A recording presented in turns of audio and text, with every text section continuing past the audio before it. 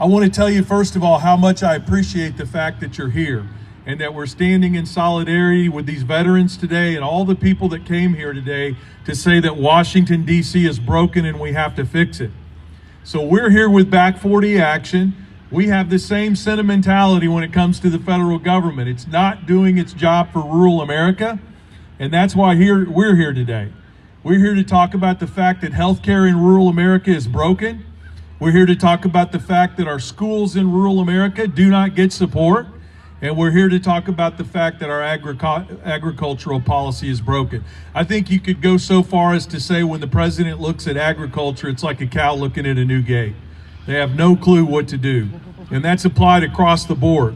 Why is it important that we come here? Because our elected officials are not coming to us. Just like these veterans have been left out in the cold for so many different ways and in so many different ways, the same thing's happening to rural America right now. For the last 2.5 decades, I want you to think about this. For the last 2.5 decades, our 400 largest agricultural counties in this country have been shrinking. Young people have been moving away and taking their families. Our 400 largest agricultural counties in this country have been shrinking. Young people have been moving away and taking their families. These problems are just being exacerbated by the funding cuts that exist out there. Just think of what's happened in the last few months alone since Donald Trump became president. Just in the last few months alone, we've seen an all-out assault on the Affordable Care Act and the subsidies that we need in rural America to cover ourselves with insurance. We've seen the Democratic Party, unfortunately, 8 members of the Democratic Party give up on the fight to keep those ACA credits in place.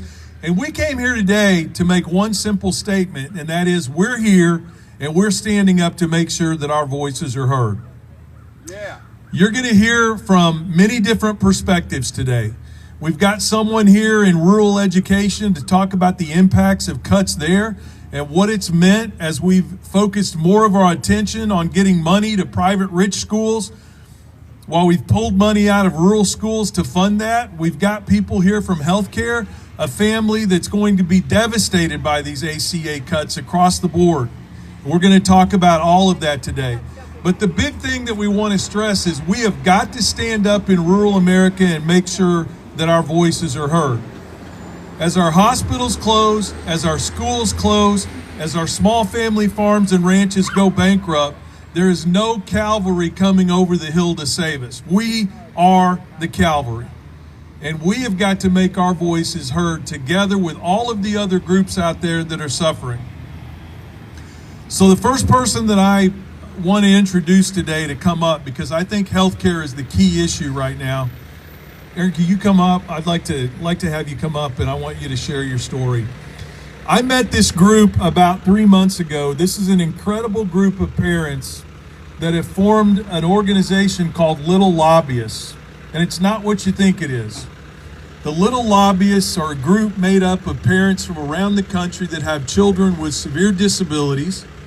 And I got to be honest with you, when we did our live together a couple of weeks ago, I couldn't hardly keep it together. I'm an old grandpa now. I cry at grocery store openings, and the stories that I heard, they'll break your heart. Millions of dollars in cost for health care for these families in this country. And if we take away the Affordable Care Act, if we slowly starve it to death over time, it's not going to be the fat cats in Washington, D.C. that get hurt by that. It's not going to be all those rich MAGA farmers that voted against their best interest. It's going to be families like the ones you see in front of you right now that are hurt the most. So without further ado, I'd love it if you could tell us about Little Lobbyists and your family and what these cuts would mean for you. Thanks. Woo. All right. Yeah. Woo. Hi, my name is Jody, and this is my son Ian. We have a few other family members here today in the back. I am a mom of 6 wonderful children. And my oldest is 13 and my youngest is 2, so all between there. So Ian is 8 years old. He falls right in the middle of our kid crew. And just take a minute to let you know about Ian. So Ian loves all things Minecraft, Fortnite, Roblox. Gaming is his jam, and he is part of our community. So we are from a very small town in north central Pennsylvania. You can't get much smaller than our town, and you can't get much northern or central in Pennsylvania than where we are from. We live in Tioga County. We are the home of the Pennsylvania Grand Canyon, and we do lots of outside activities. We have wonderful hiking trails, small community sporting events, and that's what my family is involved in. So Ian loves to participate in that, and rightly so. And so you're probably thinking, this is a nice story about your family, but what does that have to do with healthcare? Well, for us, Medicaid is everything. We could not survive without Medicaid. Starting from 24 hours old. So Ian was born, and then we were discharged from the hospital, and just 24 hours later, we were back in our local emergency room. And we have a very small hospital that is not equipped for any type of really kid emergencies. So he was life flighted down to a children's hospital. And that's when Medicaid started for us. The life flight bill plus the NICU bill would be years worth of our salary and income as a family, and we could never pay for that without the help of Medicaid. Medicaid also provides everything that our primary insurance does not cover. So what doesn't our primary insurance cover? Number one is home nursing. So Ian has a home nurse. She does his care overnight, and she also goes to school with him. We have a few different nurses. She doesn't do it all. But Ian requires a nurse at school. Now, he is able to go to public school just based on the fact that we have Medicaid that will cover a nurse to take care of all of his needs at school, because our school cannot supply the support that he needs, the medical support. So that's first and foremost. And the second biggest thing is his medical equipment. So we have a medical stroller. Ian has a progressive disease that makes him fatigue very easily. And so they provide, Medicaid covers all of his durable medical equipment. So his stroller, all of his feeding tube supplies, and everything else that he needs to live in our community and be part of our family. Now, Medicaid cuts are on the block, on the chopping block. Medicaid in general, funding, all of that is there. And so what would cuts mean to us? It would devastate our family. We no longer could have Ian attend school because he needs a nurse to attend with him. And we know from past cuts and things, some of your home nursing funding is the first that goes. And so it is not unrealistic to think that as Ian gets older and his needs increase, that we would no longer be able to take care of him at home if we don't have home nursing to help us. And the last thing any parent wants to do is send their kid to an institution.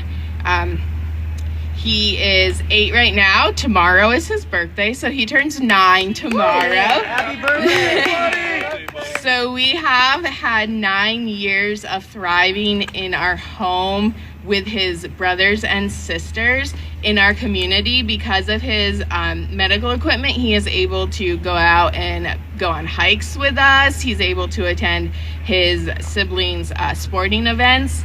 And he is just able to be part of the community. And that means everything to me as a mom. All I want is for him to be included and be with our family. And that's what he deserves. And so with these cuts, with, caps on lifetime insurance, how much they'll pay, pre-existing conditions, all of that is talk, and all of that is devastating to us. Ian has a pre-existing condition. We talk about him being our $1 million a year baby, and that's no lie with how much healthcare costs for him. So Ian is our $1 million baby, and we couldn't do it without Medicaid. And so these cuts are real and they're scary, and we're looking at what our future will look like if he can't get the healthcare that he needs, because it is a devastating and detrimental future for him if he doesn't receive the healthcare that he deserves, because healthcare is a human right and he deserves to be taken care of. He deserves to live in our community, deserves to be part of our family, and he deserves to get the care that he needs to be successful in life. Right? All right. Yeah. We're with you, little man. All right, Ian. Okay, so Ian, tell everybody real quick. I told Ian I was a Kansas City Chiefs fan, and he laid this on me real quick. Tell everybody who your favorite football team is. The Eagles. Yes. Go Birds. Go Birds. He told me they were going to take it easy on us this year, so thank you. Thank you so much for sharing your family story. You know, I think at a minimum, a country is judged by how it treats its people most in need. At least by God, it ought to be that way. And these are the personal stories of healthcare out there. You know, these folks behind us, they try to hide these stories in policy and dry words and cotton words and, you know, the amount of money being cut and everybody that has to take advantage of a program is a freeloader. This is the face of what's happening out there. We're taking money away from families that need it. Not to get special treatment, but to be able to participate and to be productive in their regular communities. Look at what Ian gets to do because of these programs that are available out there. He gets to be a valuable, productive member of his community. I bet he's made a lot of friends because he's an incredible kid.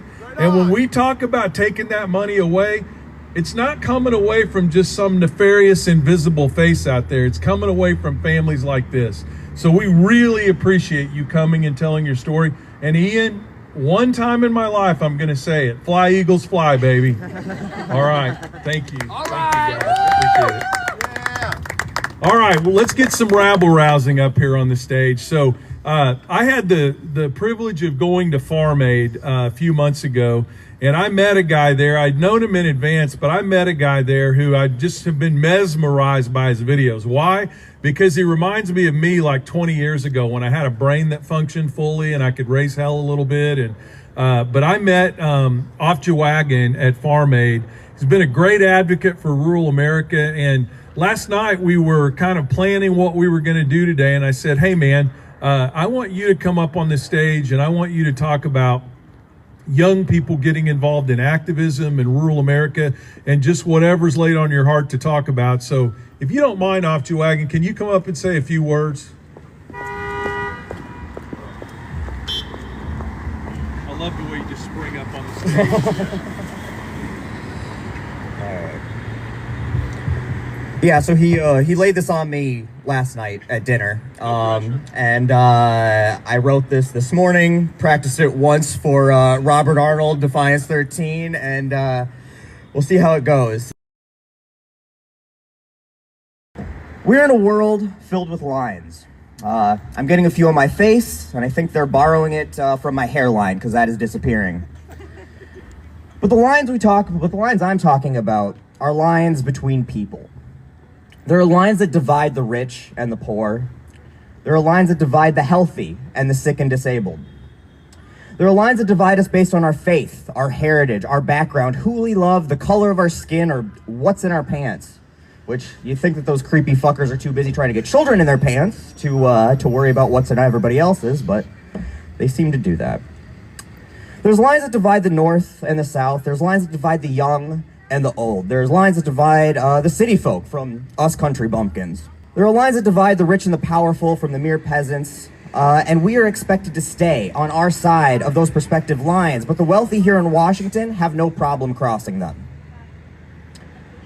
When they steal food from the mouths of the hungry, who they've demonized as welfare queens, also they can give handouts to billionaires who live like kings and queens at our expense, that's crossing a line. When they deregulate worker rights, environmental and civil rights protections that our grandparents paid for in blood just so they can increase their quarterly returns, that is crossing a line. When they make education inaccessible and unaffordable for anyone who doesn't have a trust fund so they can profit off of a poor kid's future, that is crossing a line. When they become merchants of death and fund genocides overseas because innocent deaths means billions in their bank accounts, that is crossing a line. When they let people sleep in the streets and criminalize poverty to pad their for-profit prisons, that is crossing a line. When they bankrupt family farms so corporate ag companies that are poisoning our people and our environment can hold a monopoly over the food we eat, that is crossing a line. When they raise healthcare costs or reduce healthcare access and raise costs for people who will die without it, that is crossing a line.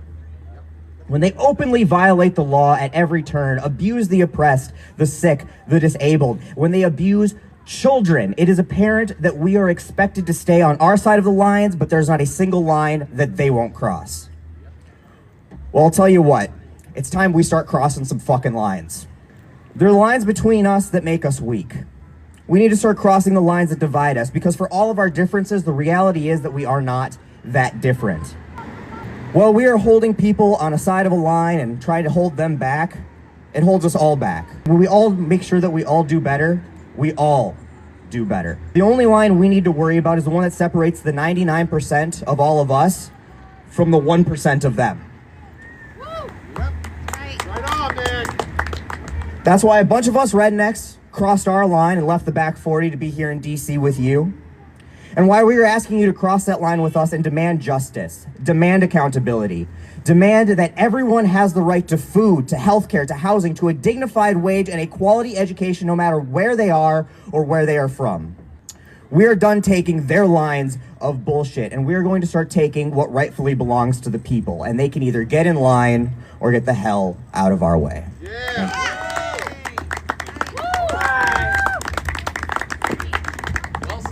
Listen, there's no doubt about it. Off the Wagon and I have a different way of communicating.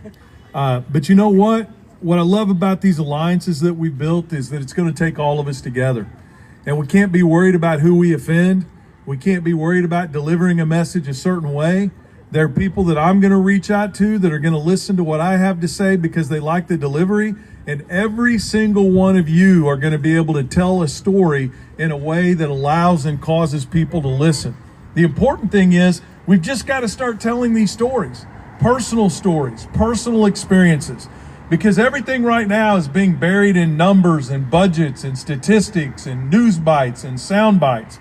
But when you start telling the personal stories of what's going to happen in this country, if we close 400 hospitals in rural America, if you start talking about what it's going to mean if we have a mass migration of young people and students out of our rural areas, if you start talking about what it's going to mean for the food supply and poor people, if 26% of farmers in this country go bankrupt because our president doesn't know the difference between a cow's nipple and a boar's wiener, that's the kind of thing that we've got to be talking about together, guys.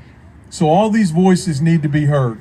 One of the most important things that we can deal with out there in rural America right now is the breakdown of our education system. We have the highest rate of school closures and consolidations, et cetera, in rural America than we've ever seen before. And that includes during the Great Depression. And I want you to think about what that means. That means that a kid that used to be able to get on a school bus and ride 20 minutes to the local rural school now may have to ride 2.5 hours in the morning and 2.5 hours at night. And think about what that means to their ability to learn. 5 hours on a bus every day, to go to a community hours away, to go to school, and to come back, and then we don't understand why test scores in rural America are dropping? And think about this. This crusade that these Republicans are on to fund private schools in this country, 80% of the kids in this country that get vouchers through this reverse Robin Hood method are already going to private religious institutions. So we're stealing money from rural schools to pay for kids that are already in private school to go. And these indoctrination centers are teaching them values that are antithetical to rural areas of this country. And all the while, our rural schools suffer more, they close more, and they consolidate more. So we wouldn't be doing a good job today if we didn't bring up a voice of education. And that's why I'm so happy that Kelly Horner is here, an expert in education, an advocate for teachers and students. So let's hear a few words from Kelly. Yeah, Kelly!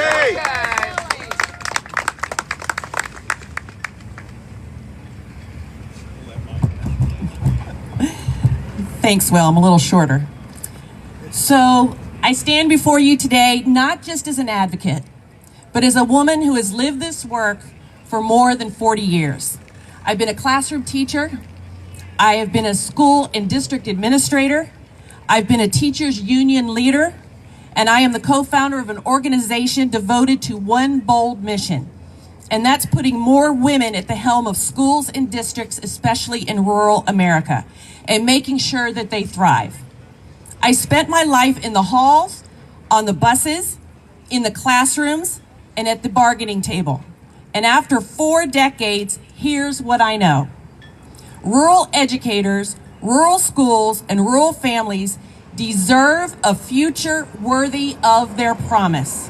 A promise built on resilience, work ethic, community, and the belief that opportunity should reach every corner of this country. And it is a promise this nation must finally keep. Let's speak some truth. I'm going to talk about 3 major buckets. People. Our teacher pipeline is shrinking. The hardest to fill roles, special education, STEM, counseling, are the ones that matter most. Rural educators don't just wear hats, they wear all the hats. Teacher, coach, bus driver, counselor, advisor, crisis responder, community anchor. And mental health needs are rising while providers are scarce. Wait time stretched for months, and stigma still silences way too many. But after 40 years, let me tell you what I've witnessed. Rural educators are warriors. They know every child by name and every family's story. They see struggles earlier, they support more personally, and our kids, our rural kids, bring determination, responsibility, and a deep sense of place that cannot be taught in any textbook. They are not an afterthought. They are a national asset. And across the country, rural district leaders are building innovative mental health partnerships, launching school-based supports, and are doing everything we can because rural people never wait for someone else to save them. We need to invest in people, fund grow your own programs, build real pipelines, and honor the wisdom of the educators and school leaders who have lived this work and carried these communities for generations and generations. Place. Rural geography is breathtaking, and it is also brutal. Long bus rides, soaring fuel costs, not enough drivers, kids who can't stay for after-school activities because home is 45 minutes or more miles away. Aging buildings that leak when it rains, and yes, even now, broadband that is unreliable, unaffordable, and simply non-existent. And when the internet fails, everything stops. Homework, dual credit, telehealth, and ultimately opportunity. But scarcity has never broken rural communities. It's forced us to innovate. Outdoor classrooms, place-based learning, partnerships with small businesses, farms, FFA, 4-H, and community colleges. Rural ingenuity is not a myth, it's a daily practice. And our schools remain the heartbeat of our communities, the safest, steadiest, most steadiest places a child may see all day long. I've walked those halls. I've stood in those cafeterias. I've watched entire towns hold their schools together with their bare hands, even as closures threaten their future. What do we need? Close the broadband gap, fund transportation relief, modernize facilities, give rural children what every child deserves: full access to connection, learning, and possibility. And finally, policy. Funding formulas built on property taxes punish small rural districts with a tiny tax base and enormous fixed costs. Innovation dollars pass over rural America.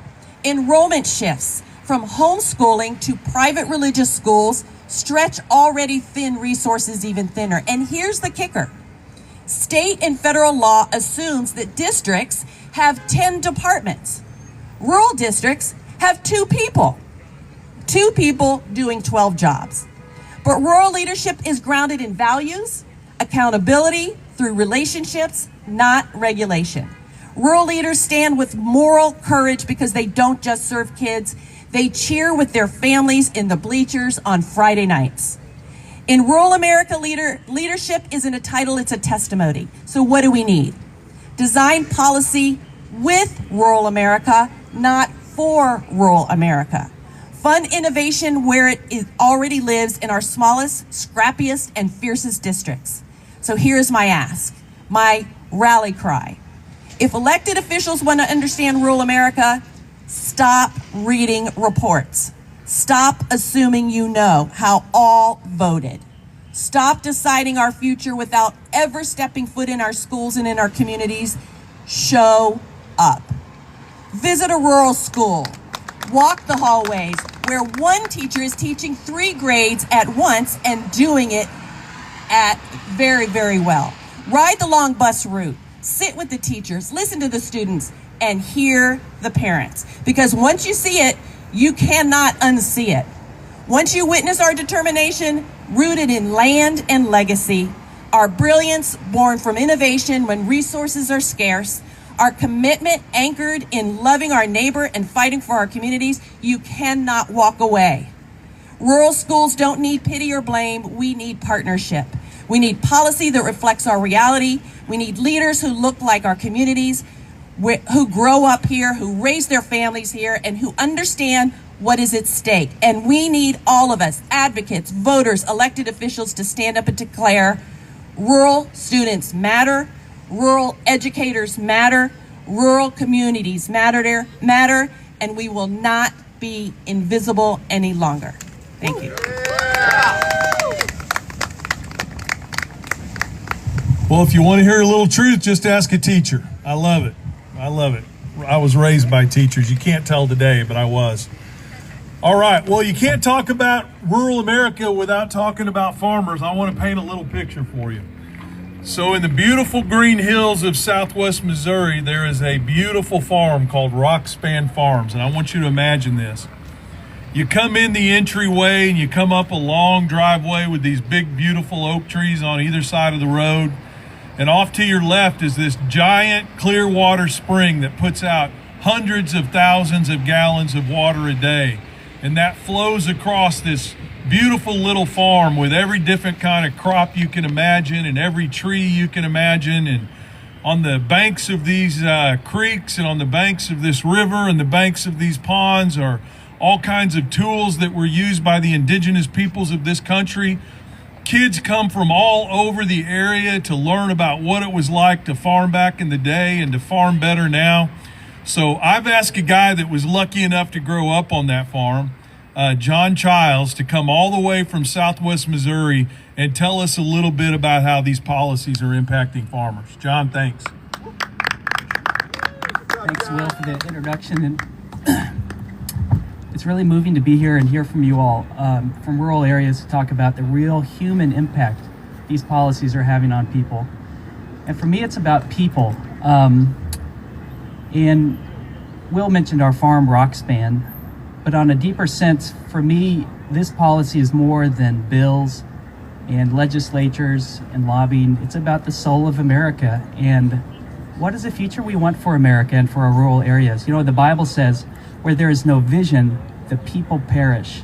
So I ask you all, some as people of faith, but people of faith in this country of what it could be and what it can be. What do we hope? What is a vision for America? Will mentioned our farm. I'm going to talk about that, but I want to talk about not only what is a vision for America. Without a vision, the people perish, but also with the wrong vision, the people perish. In Missouri, where we live, we look up to the state of Iowa that is being overrun by corporate farms owned by the communist Chinese government. Let's be honest about it. Our legislators have sold out rural America for corporate ag, and what's happened in Iowa is terrifying. 80% of the waterways there are too toxic to even swim in for the children that live there. Cancer rates are at an all-time high, and that's because of corporate meat factories growing cattle and pigs mostly for the markets. So that's one vision. And I asked yourself, is that the vision that our legislators and thus people of America want? The work that we've done at Rockspan Farms is, if anything else, is to show our legislators, our community members, and the people of the area, mostly the children, what's possible. We have a lot of people from the Springfield R12 school district, which is the largest school district in the state of Missouri, come out to our school. And part of the mission of Rockspan is to reach out to young people and to show them not only where their food comes from in our very small chicken farm kind of a way, but also to give them a sense of imagination of what their future could look like in farming. It may not look like row cropping, and it may not look like working at an office job. Farming is an exciting, you talked about innovation. Farmers are the most innovative people in the country because they have to be. And where we live in the Ozarks, the soul of the agriculture in the Ozarks is about diversified agriculture, it's about growing elderberries, it's about experiential farm tours, and recognizing that when you tap into farmers, you tap into a vision that is not one size fits all as it might be in Iowa or Nebraska, but it's an incredibly rich and diverse thing. So part of what we do is give kids a sense of what's possible. I think about baseball a lot. Now, like Will, I'm a St. Louis Cardinals fan, which has been very difficult the last couple of years. Pray for us. But no St. Louis Cardinal fan started out as a professional baseball player. They didn't start as a minor league baseball player or a high school baseball player. They started in Little League. And so I think what we do at Rockspan is what's true for baseball is also true for farming. If we're serious about farming, where the average age is 58 years now and getting older and older every year, you don't start out as a farmer. You give them Little League experience to imagine a future for themselves. And that's a lot of the work that we do at Rockspan, is to give a sense of hope and imagination and creativity. The other thing I would ask our legislators, if you're serious about making viable farming viable again, let's be honest about what it costs. 90% of farmers in America today need second full-time jobs just to pay the bills and to support their farming. Can you imagine any banker, any Washington, D.C. corporate lobbyist that has such a passion for lobbying, they work at the local Starbucks 40 hours a week to get health care, pay the bills, just so they can indulge in their corporate passion for lobbying or working as a banker? That's ridiculous. Yet we expect that of farmers. Today. So Will and I are from the Show Me State, Missouri. Maybe you've heard of it. So I'd like to ask our legislators, you believe in rural America? You believe in farmers? Show me. Prove it. Prove it with your legislation. Prove it with your visits. Prove it with your tax dollars and your belief. And don't overlook our area because we're a flyover state. Because the soul of America is agriculture and farming, and most of all, it's about people and our future and our young people. So thank you all for the work that you do, for your advocacy, for your belief in the vision of what America could be, not what it is. Thank you. All right, so we've got two more people that are going to come up here. This next one, I'm going to try not to, I cry at grocery store openings now, but this next person that's going to speak is somebody that started following me on social media when I came on to rant and rave like a crazy old man about what was wrong with rural politics. And we started several months ago encouraging people at the Back 40, listen, I don't need to be the one out there in the front talking all the time. We need to start hearing personal stories from people in rural America that are impacted by these bad policies that we've got in Washington, D.C. And Susie was one of the people that immediately stepped up, and she's going to tell you by these bad policies that we've got in Washington, D.C. And Susie was one of the people that immediately stepped up, and she's going to tell you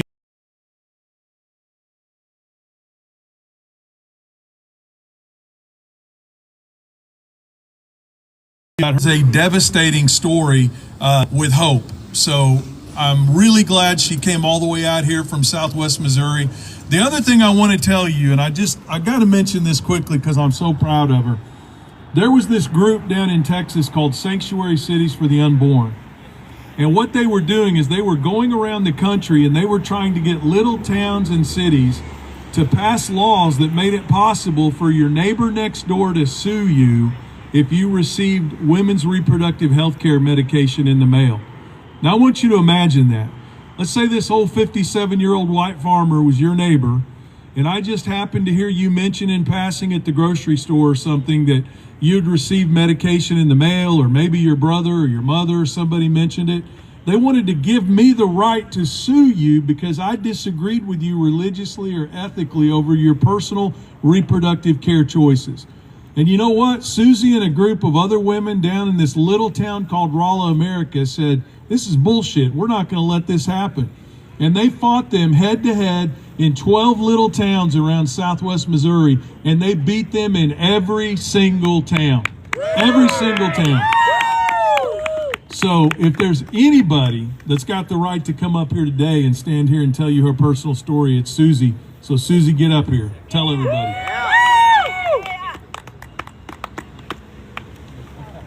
No, you'll be all right. Nobody here bites.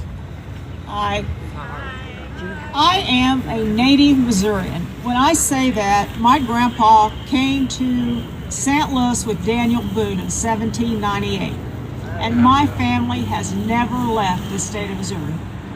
And then right after that, they moved to Montauk State Park, where my family surrounded that park. I grew up there. And my lifelong dream was to come back and be a farmer with my dad. Unfortunately, in the year 2000, I had a child, and the same year my dad died. I didn't want the farm that way, but that's the way I got it. Well, it turned out that I had a medically fragile child. The closest town with any services at all was 45 miles away. But thanks to some things they had done in Missouri, our governor at the time, Jay Nixon, there was a program where a physical therapist, an occupational therapist, would come to our house down by Montauk State Park and work with my son. It took him 4 years to learn how to walk. He had seizures, and the closest real hospital was St. Louis, which was 2 hours away. But they could stabilize him at a rural hospital called Salem Memorial. That hospital is on the closure list. We're going to lose it. With my medically fragile child, we finally decided to sell a farm that had been in my family for almost 200 years. There's two things here. That same farm went for sale last week for $1,800,000. One thing, there is not a farmer in America that can raise enough cattle to pay for that farm right there. People are buying up our farmland with no intention of farming them. It's bluffs, it's hill, it's river. You will not pay for that farm with cattle. And people down there are terrified because it's happening all around us. But back to my son. He is nonverbal. He is unable to use the toilet himself. He needs help eating. And also at this point, my mom is 90 years old and she has dementia. One more fall and she will be in nursing care. She can't pay for that, so it's up to Medicaid to pay for both of them. And then people say that she doesn't deserve a handout. This woman went to work in Licking, Missouri when she was 13 years old, full-time, and she never quit work until the last factory pulled out of Dent County, Missouri. And she wouldn't have quit then if there would have still been a place to work. But now she needs us. But they're cutting the Medicaid to pay for that nursing care. They're cutting the Medicaid that will pay for my son's nurse, will pay for anything he needs. When we pass away, there is no other family to take care of him. And it really was a wake-up call this summer in June. My husband was at a university. Thanks to Donald Trump's policies, that university laid off about 30 people that had been there for 20 and 30 years. They lost their jobs. No warning at all. They lost NIH funding and NSF funding. I was in the middle of radiation for breast cancer. I had 3 days to find insurance or pay cash. And you haven't lived until you say, well, how much is the cash price for radiation? Nobody here can pay it. There's no way. So our choice was the ACA, COBRA, or Medicaid. Obviously, we didn't qualify for Medicaid. For us, COBRA was the best option. But without ACA, people like me and all these people losing their jobs at Amazon and at UPS, they have no insurance. Last week, I made a post about people telling me their stories about ACA. I had hundreds of people telling me that ACA saved their life. These people are working. They're not using the government. They're not wanting a handout. They just want to have insurance to cover them when they get sick. Some people went to the doctor for the first time in 30 years and found out they had cancer. And because of that, they are now alive because of ACA. The other thing, because of ACA, my son could not be kicked off of my husband's insurance policy. We need these things, and they have forgotten rural America. The 8th district is where I'm from with Jason Smith. You want to know the last time Jason has been back to Rolla, Missouri and to Salem, Missouri? We don't know. 8, 12 years, because he forgot where we live. Just like Josh Hawley and Eric Schmidt. They are taking away from people that have worked their entire lives. And they're worried about the SNAP. When our Walmart doesn't pay enough, you can work 2 jobs and be at Walmart and still can't afford groceries.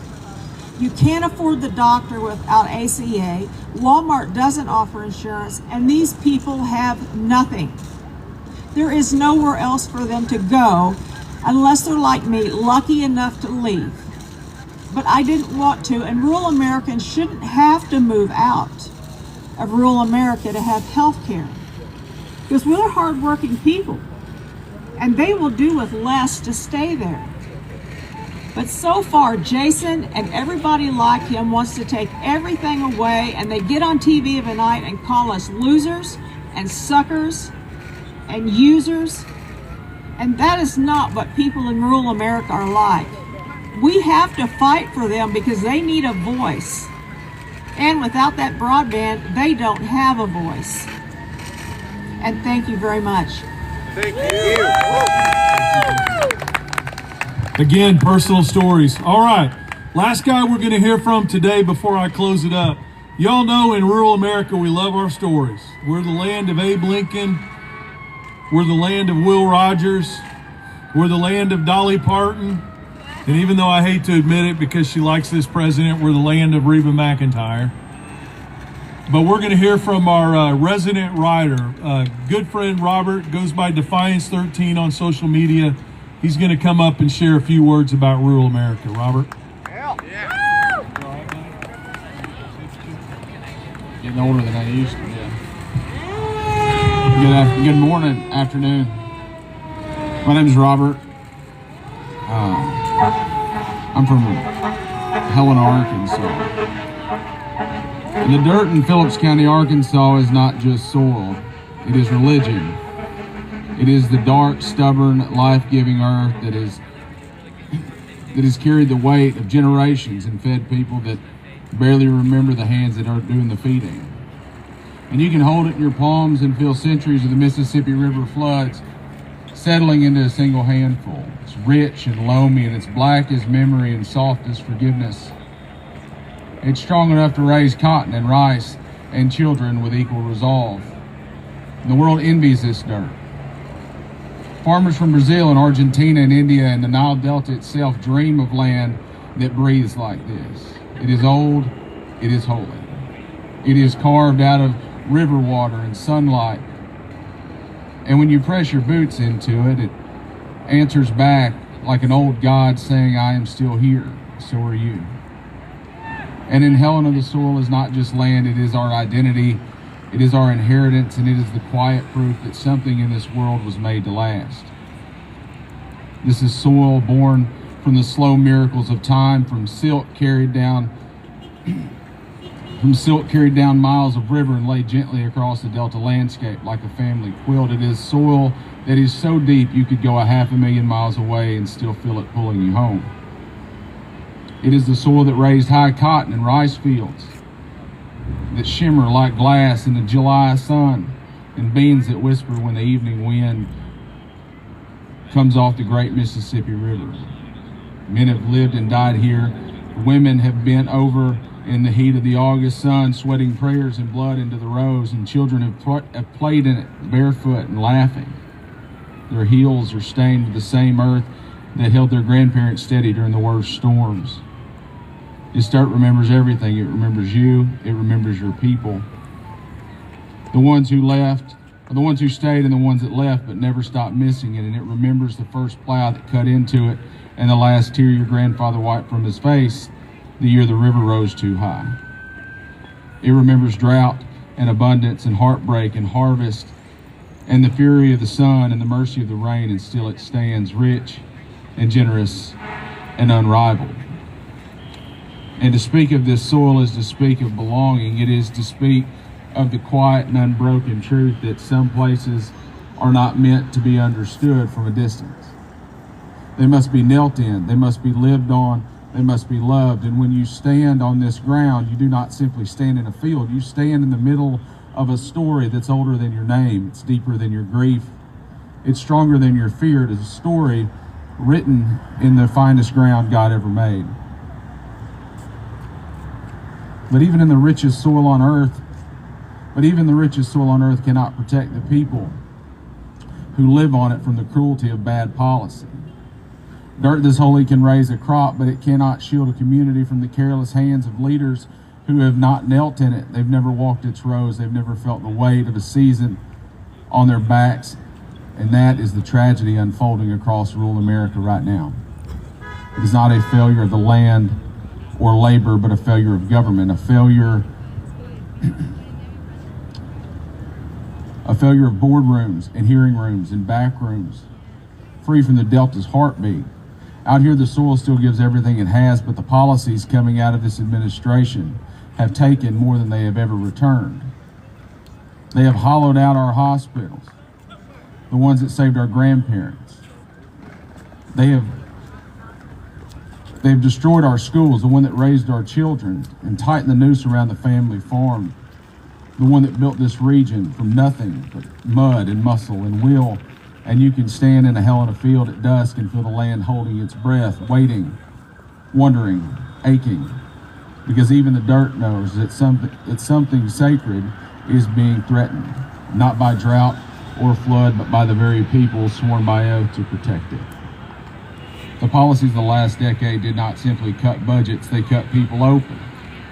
You can see it in a man who drives 40 miles to the nearest clinic because his hometown hospital closed, and now he plans his chest pains around whether he can afford the gas.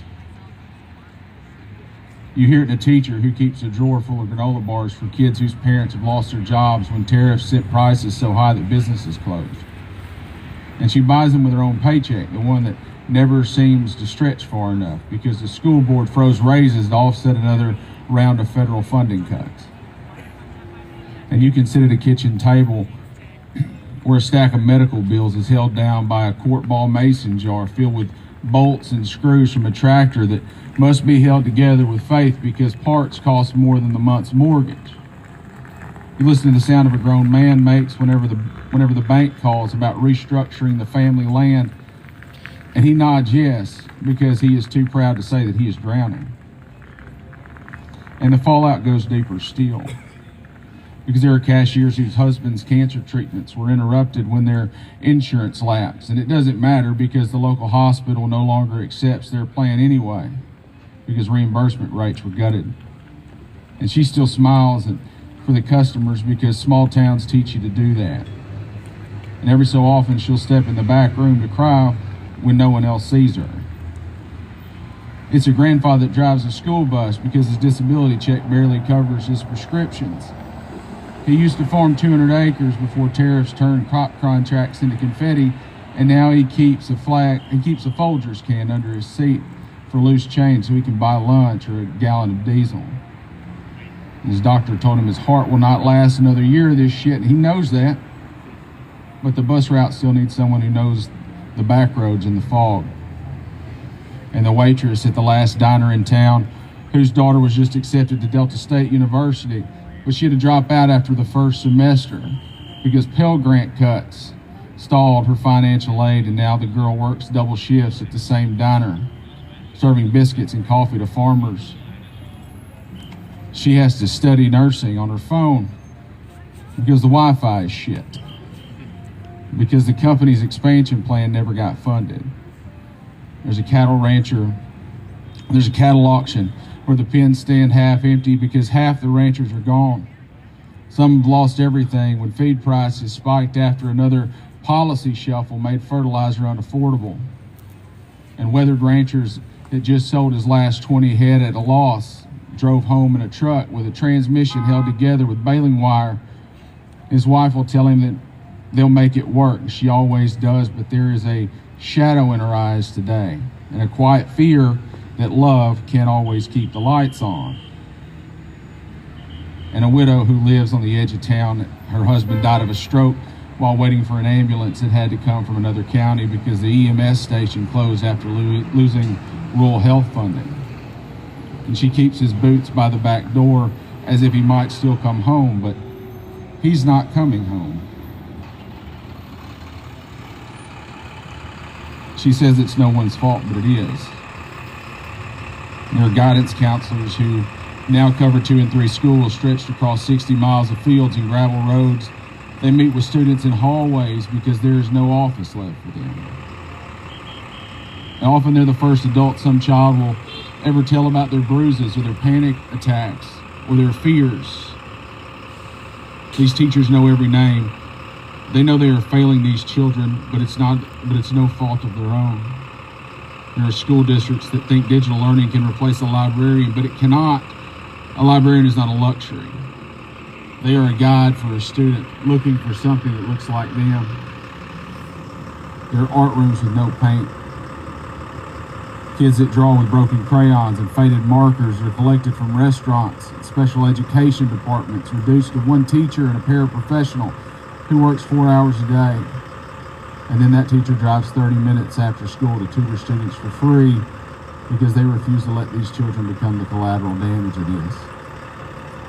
Mothers who stand at school board meetings holding their children's Chromebooks like an offering, explaining that they have to do their homework in a McDonald's parking lot because it is the only place where they can get Wi-Fi. And that school board will nod with sympathy and they will shrug with helplessness, and the room will go quiet because poverty has become normalized into silence. And the soybean farmer whose market disappeared after the export routes collapsed.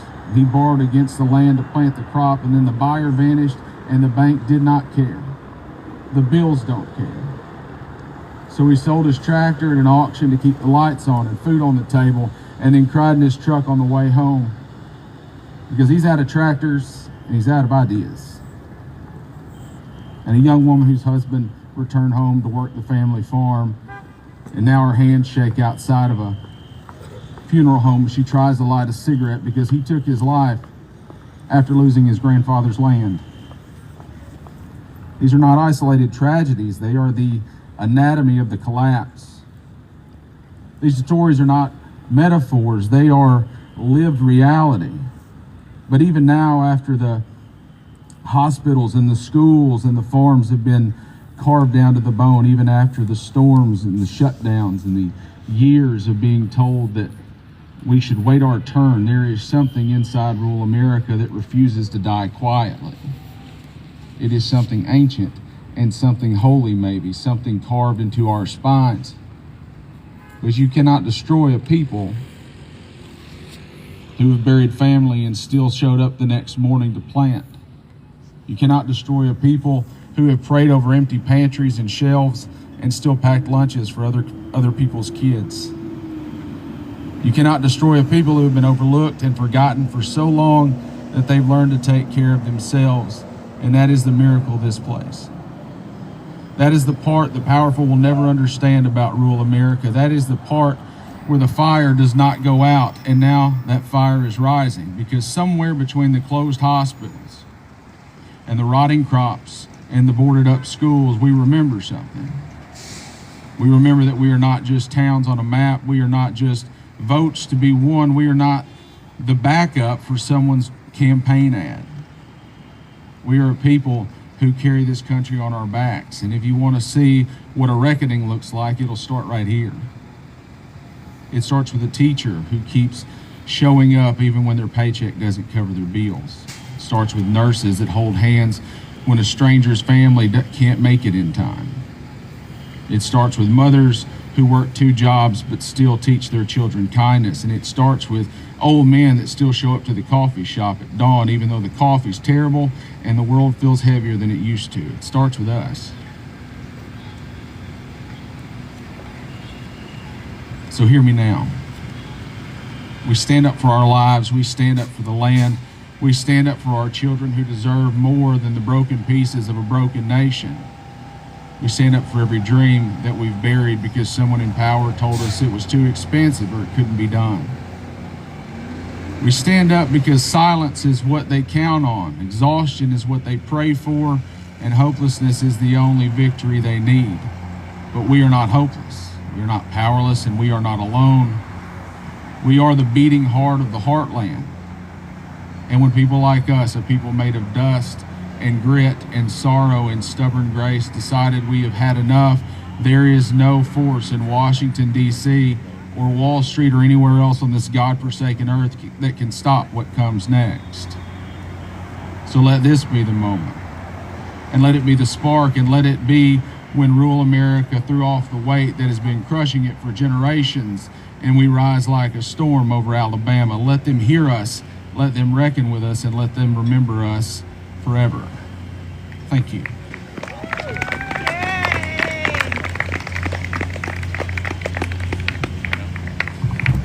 Damn, how do you follow that? Listen, in closing, I just want to say this. Rural America is a beautiful place.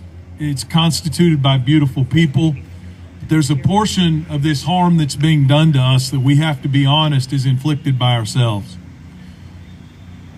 Will Rogers was once asked, how do people in rural America learn? And he smiled and he said, some learn by reading, some are fortunate enough to learn by observation, and then he grinned and said, but the rest of them just have to pee on the electric fence for themselves. And there's a lot of peeing on the electric fence going on in rural America right now. The policies that they're passing that are closing clinics and hospitals around rural America and putting us in these deserts for health care, shame on them. But if we don't come together and set aside our political ideologies and our political differences to fight shoulder to shoulder to get the change we want and deserve, then shame on us. These policies that they're passing that are closing schools, that are causing kids to have to ride for 5 hours on school buses, on dirt roads, that are being taught out of textbooks that are 10, 12, 15 years old, shame on them. But if we don't put aside the ideologies that cause us to allow books to be banned and teachers to be silenced and teachers to go unpaid, then shame on us. If they pass policies that destroy rural markets so that they can give billions of dollars of tax breaks to wealthy people in this country that will never struggle to pay the bills or to meet the demands or the challenges that Robert just talked about, then shame on them. But if we don't put aside our political differences and ideologies to stand up and say we still believe in a country that fights for the little guy, and that we shouldn't be fighting for crumbs under the table while they eat steak up above, then shame on us.